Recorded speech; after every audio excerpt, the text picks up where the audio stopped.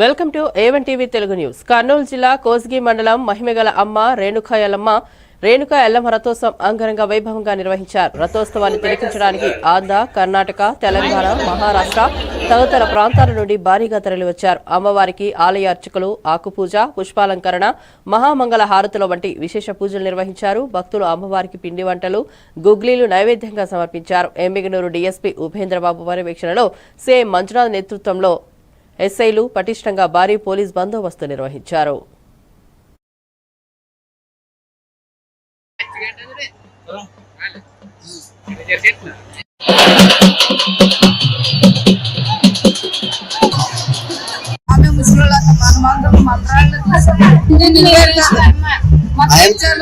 ఇచ్చి వస్తాము చేసి నుంచి వస్తాము దేవుళ్ళు చేస్తారు నుంచి మేము వస్తాం ముసలు అయితే ఇంకా వస్తాం నుంచి పిల్లలతో నుంచి వస్తాం ఆమె మన మందులు మండరాలు పట్టుకో మరి మండరాలు చూసామో వస్తాం ఈ జాతరకి అవు జాతరకి మనం నమ్ముకునేమో ఆదో నుంచి వచ్చేస్తాం అందరూ మారమ్మ నేను బయట వస్తాను.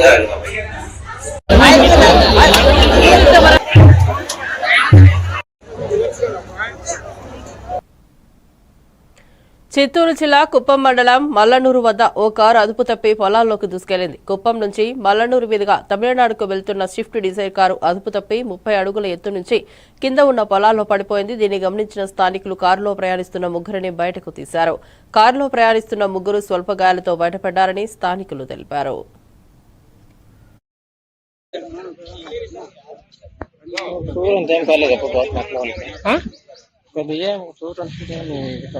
చాలా పుణ్యం చేయండి రావులప్ప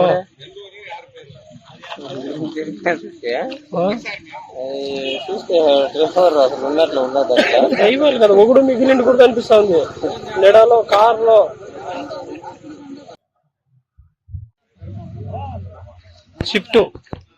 షిఫ్ట్ డిజైర్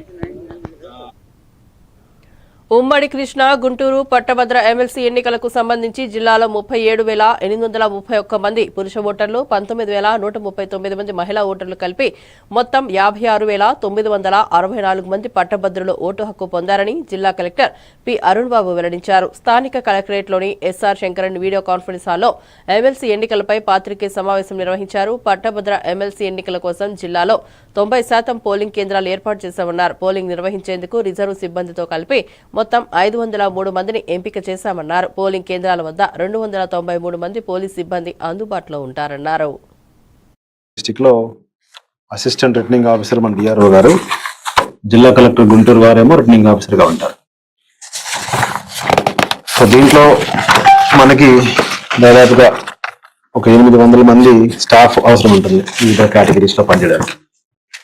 అంటే డైరెక్ట్ గా ఎలక్షన్ లో పార్టిసిపేట్ చేసేవాళ్ళు అంటే పిఓ, ఏపీఓ, ఓపీఓస్, అలాగే sector officers, route officers, different teams, model code of conduct teams, ఎఫ్ఎస్టీలు కానీ ఎస్ఎస్టీలు కానీ వీళ్ళంతా కలిపి ఒక 800 మంది ఉంటారు. ఒక 500 మంది బ్యాక్ ఎండ్ లో వర్క్ చేస్తూ ఉంటారు. అంటే కింద ఉండే స్టాఫ్ కానీ వాళ్ళు కానీ మొత్తం ఒక 1500 మంది సిబ్బందితోటి ఎలక్షన్ జరుపుతున్నాము. దీనికి కావాల్సిన వెహికల్ రిక్వైర్మెంట్ కానీ డిస్ట్రిబ్యూషన్ సెంటర్ మనకి ఎస్ఎస్ఎం డిగ్రీ కాలేజీలో పెట్టాము. అలాగే పోలింగ్ అయిపోయాక రిసెప్షన్ కూడా అక్కడే ఉంటుంది. అంటే పోల్ అయిపోయినటువంటి బ్యాలెట్ బాక్స్ అన్ని కూడా తీసుకుని వచ్చి ఎస్ఎస్ఎం కాలేజీలో అప్పగిస్తే అవన్నీ మనము ఒక కంటైనర్ లో పెట్టేసి ఎస్కార్ట్ తోటి గుంటూరుకి పంపిస్తాం, మెయిన్ స్ట్రాంగ్ రూమ్ పంపిస్తాం. సో 27వ తేదీ పోలింగ్ ఉంటుంది. మార్నింగ్ 8 నుంచి ఈవినింగ్ 4 వరకు. అదే రోజు సాయంత్రం రిసెప్షన్ ఉంటుందని రిసీవ్ చేసుకున్నాక నైట్ కి ఆర్మర్ గార్డ్ తోటి మనము గుంటూరుకి పంపించేస్తాం. మొత్తం మన డిస్ట్రిక్ట్ ని 18 సెక్టర్లుగా డివైడ్ చేసాము. యావరేజ్ గా ఒక్కొక్క సెక్టర్ లో 3 నుంచి 5 పోలింగ్ స్టేషన్స్ వచ్చేట్టుగా డివైడ్ చేసాము. పోలీస్ కి సంబంధించి పూర్తి స్థాయిలో వాళ్ళు బందోబస్తు ప్లాన్ అంతా ఇచ్చారు మనకి. దాదాపు ఒక 400 మంది పోలీస్ సిబ్బంది ఈ ఎలక్షన్స్ లో పార్టిసిపేట్ చేస్తున్నారు. అలాగే మనకి 350 వరకు ఈ బ్యాలెట్ బాక్సెస్ విత్ రిజర్వ్ అవసరం ఉంటుంది. అవన్నీ కూడా సఫిషియెంట్ గా తీసుకున్నాము. ఆ బ్యాలెట్ బాక్సెస్ ని కూడా ఓవర్ హాలింగ్ చేసుకొని రెడీ చేసుకొని పెట్టుకున్నాం. సో ఈ రోజు మొదటి ట్రైనింగ్ పిఓస్ కి, ఏపీఓస్ కి జరిగింది. సుమారుగా 200 16 మంది అంటే 200 మంది పైగా దీనిలో పార్టిసిపేట్ చేశారు. వీళ్ళతో పాటు మిగతా టీమ్స్ కూడా ఎఫ్ఎస్టీలు కానీ, ఎస్ఎస్టీలు కానీ, ఎంసీసీ టీమ్స్ కానీ, సెక్టర్ ఆఫీసర్స్ కానీ వాళ్ళు కూడా ట్రైనింగ్ తీసుకున్నారు. వీరికి రెండో ట్రైనింగ్ కమింగ్ సాటర్డే పెట్టాము.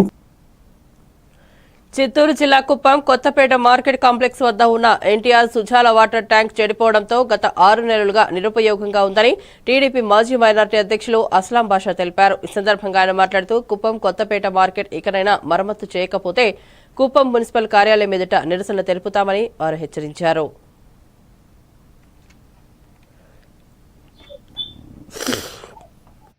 చిన్న చూపు చూపుతున్న మున్సిపల్ అధికారులు గత 6 నెలలుగా కొత్తపేట ఎన్టీఆర్ సుజలా వాటర్ రాకపోవడంతో ఇక్కడ కొత్తపేట ప్రజలు నానా ఇబ్బందులు గురవుతున్నారనేసి ఇక్కడ వాసులు కొత్తపేట వాసులు నన్ను రిపోర్ట్ చేస్తున్నారు. నేను ఇక్కడ వస్తుంటే నన్ను నిలదీశారు.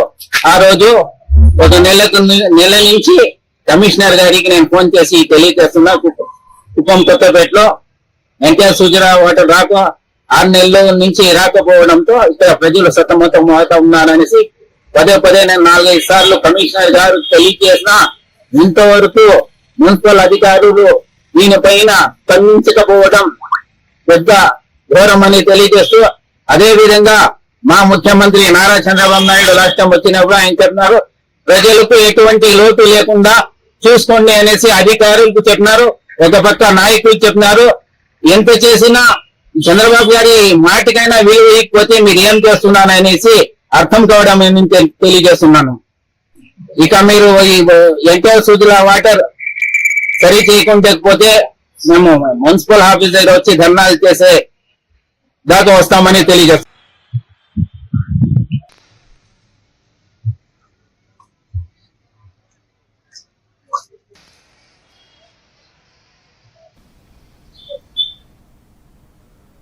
గుంటూరు జిల్లా తెనాలి మండలం కోపల్లె గ్రామానికి చెందిన రవికుమార్ ఆర్టీసీ బస్సు ఢీకొని మృతి చెందాడు. తమకు న్యాయం చేయాలంటూ మృతుడి బంధువులు భౌతిక కాయంతో అంగుల కుదురులో ధర్నా చేపట్టారు. తెనాలి గుంటూరు ప్రధాన రహదారిపై రవికుమార్ భౌతిక కాయంతో బైఠాయించి ఆందోళన చేశారు. ఆర్టీసీ బస్సు కిందపడి మృతి చెందినప్పటికీ ఆర్టీసీ అధికారులు స్పందించడం లేదని న్యాయం చేయాలని డిమాండ్ చేశారు.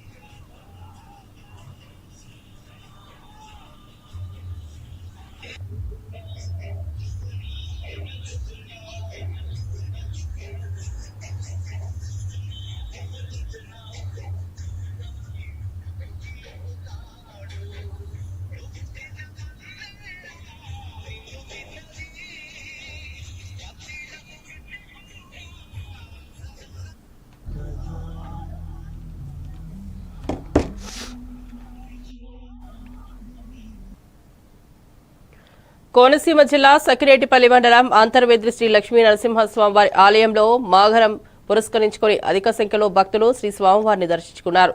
సుదర్శన హోమంలో 50 జంటలు పాల్గొన్నారని, ఉదయం అభిషేకంలో ఎక్కువ మంది భక్తులు పాల్గొన్నారని ఆలయ అసిస్టెంట్ కమిషనర్ వి సత్యనారాయణ తెలియజేశారు.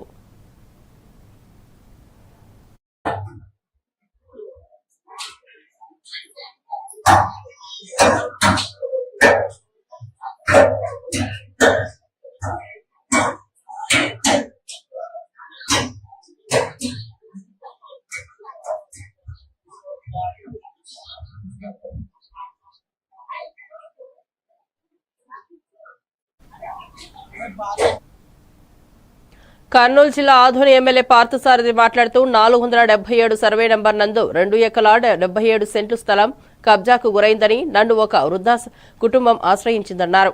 గత వైఎస్ఆర్సీపీ ప్రభుత్వం సాయి ప్రసాద్ రెడ్డి పాలనలో ఇటువంటి దుర్మార్గుల గ్రూప్ అండదండలతో వీఆర్ఓ జయరాం రెడ్డి అవినీతిపరుడుగా అంచెలంచెలుగా ఎదిగాడని, అతని మీద ఎంక్వైరీ మొదలుపెట్టి సబ్ కలెక్టర్కు సబ్ రిజిస్టర్కు ఒక లేఖ రాస్తున్నానని ఆయన తెలిపారు.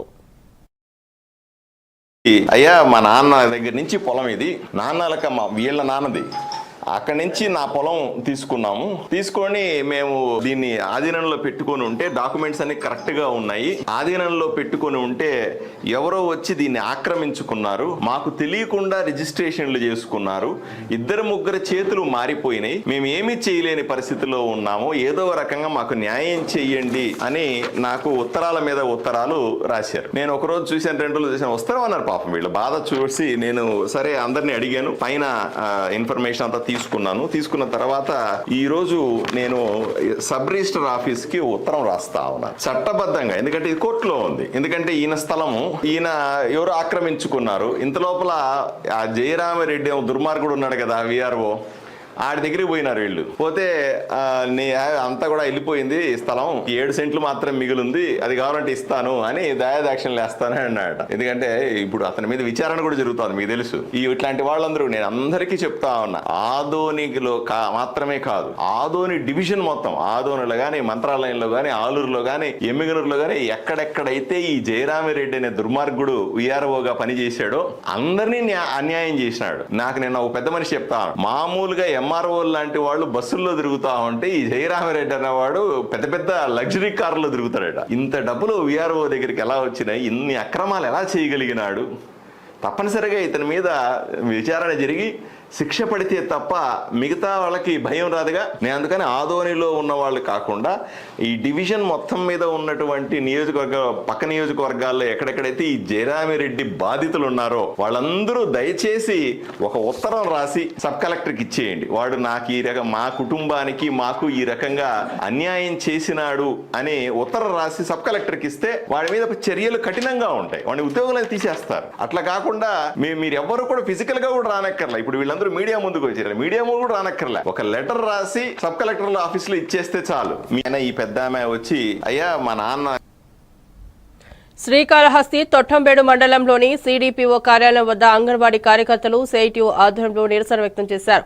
కనీస వేతనం 26,000 పెంచాలని, సుప్రీంకోర్టు తీర్పును అమలు చేయాలని నినాదాలు చేశారు. సిఐటియు నాయకులు గురవయ్య మాట్లాడుతూ సీఎం చంద్రబాబు, మంత్రి నారా లోకేష్ ఇచ్చిన హామీ మేరకు అంగన్వాడీ కార్యకర్తల న్యాయమైన డిమాండ్లను పరిష్కరించాలని వారు కోరారు. ప్రతిపక్షంలో ఉన్నప్పుడు అంగన్వాడీలు సుదీర్ఘంగా 42 రోజులు రాష్ట్రం మొత్తం మీద పెద్ద ఎత్తున పోరాటం చేశారు.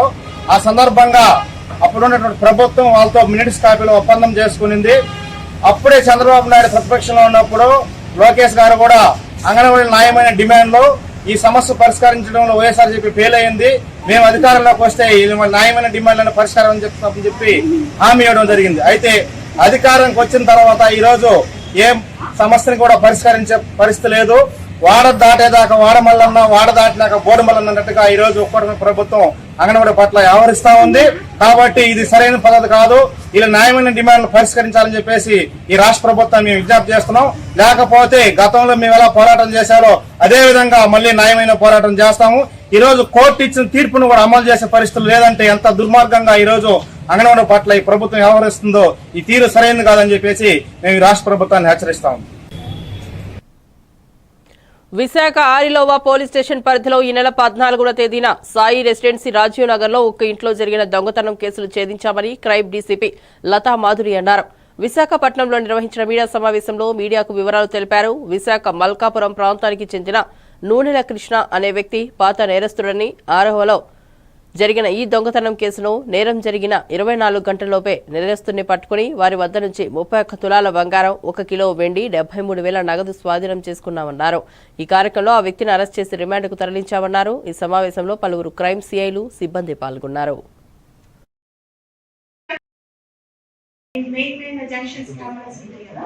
అక్కడ కూడా ఒక టీం వెళ్ళిపోయింది. 5-6 టీంలు వర్క్ చేశారు ఇంట్లో. యాక్చువల్గా కమాండ్ కంట్రోల్ లో ఫర్దర్ కెమెరాస్ చూస్తే మనకి ఇతను ఒక వెహికల్ వాడి హైవే మీద ఆ వెహికల్ ని ఇంటి దగ్గర కాకుండా హైవే కట్టుపక్క పార్క్ చేసి వచ్చాడు అన్నమాట ఈ అఫెన్స్ కి. ఇది అయిపోయిన తర్వాత హైవే మెయిన్ రోడ్ దాటుకుంటూ అటు వెళ్ళి ఆ బైక్ స్కూటీ తీసుకొని వస్తున్నట్టు వచ్చి ఇటు సైడ్ బ్యాగ్స్ అన్ని పెట్టుకొని మళ్ళీ పోతున్నాడు. ఇంకా అక్కడి నుంచి అతను ఇంకా అయిపోయింది.